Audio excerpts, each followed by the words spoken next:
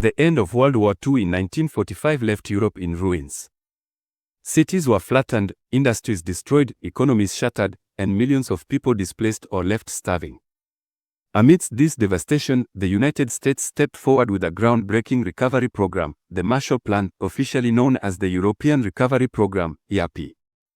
Named after the U.S. Secretary of State George C. Marshall, the plan aimed to rebuild war-torn Europe, prevent the spread of communism, and create stable conditions for democratic institutions.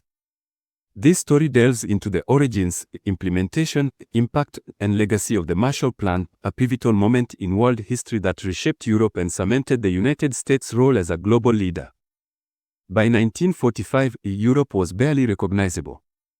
Cities like Berlin, Warsaw, and London bore the scars of relentless bombings. Roads, railways, and bridges lay in rubble, farmlands were barren, and economies had collapsed.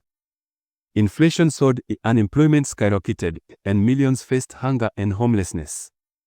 The war had also triggered a massive refugee crisis. Displaced families wandered through the remains of their homelands, while political instability created fears of revolutions similar to what had happened in Russia decades earlier. The winter of 1946 to 1947 was one of the harshest on record, further deepening Europe's despair. Crops failed, coal shortages led to freezing homes, and food rationing continued long after the war had ended.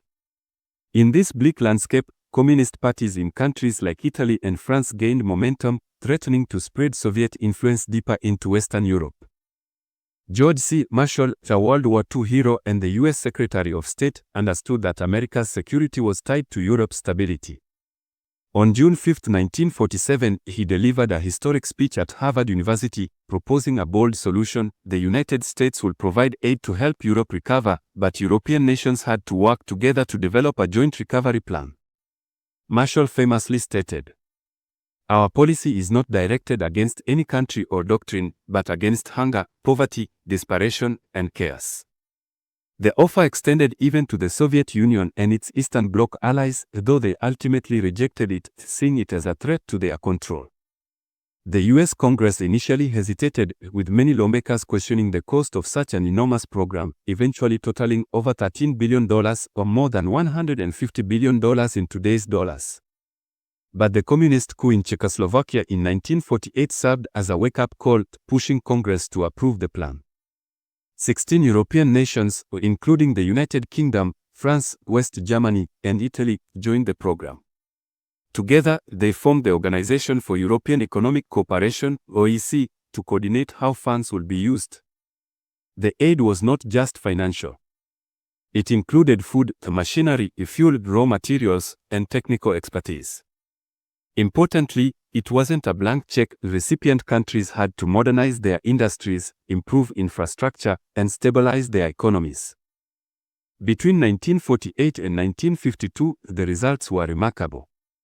European economies rebounded faster than anyone had predicted. Agricultural production surpassed pre-war levels, factories roared back to life, and new roads, railways, and airports reshaped the landscape.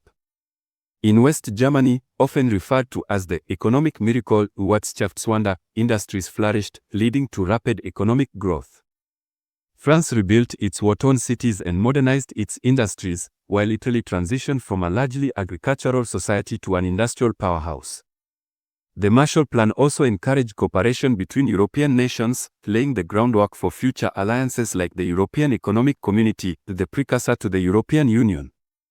While the Marshall Plan was a humanitarian effort, it was also a strategic move in the emerging Cold War.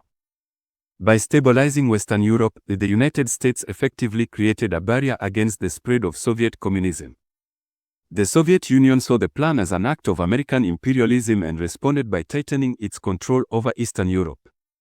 In 1949, it established the Council for Mutual Economic Assistance, Comecon, to offer its own version of economic support to satellite states, though it paled in comparison to the resources provided by the U.S. The Marshall Plan also deepened divisions between East and West, contributing to the formation of opposing military alliances, NATO and the Warsaw Pact. The success of the Marshall Plan wasn't just measured in economic charts, it was reflected in the lives of millions. In France, Pierre, a young factory worker in Lyon, found employment when a bombed-out textile mill was rebuilt with American aid. In Italy, Maria, a farmer's daughter, saw her family's vineyard thrive again with modern machinery funded by the plan. In West Germany, Karl, a student in Frankfurt, attended a new university built from Marshall Plan funds, giving him opportunities his war-torn childhood had nearly.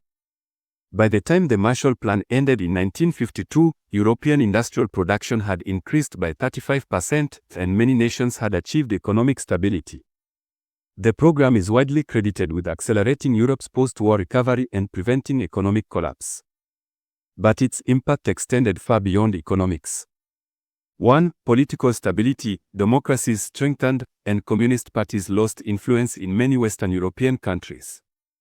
2. Transatlantic alliances, the plan cemented ties between the US and Western Europe, leading to long-lasting partnerships like NATO.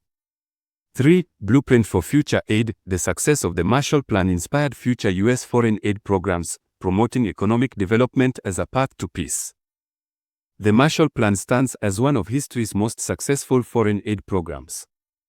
It transformed a devastated continent into a thriving economic bloc, fostered political stability, and laid the foundation for the modern European Union. More than just a transfer of money, it was a symbol of hope and partnership, proving that even after the darkest times, nations could rebuild, not just with bricks and steel, but with cooperation and vision. George C. Marshall would go on to receive the Nobel Peace Prize in 1953 for his role in this monumental achievement, a testament to the idea that peace can be built not only through treaties but through helping others stand on their feet.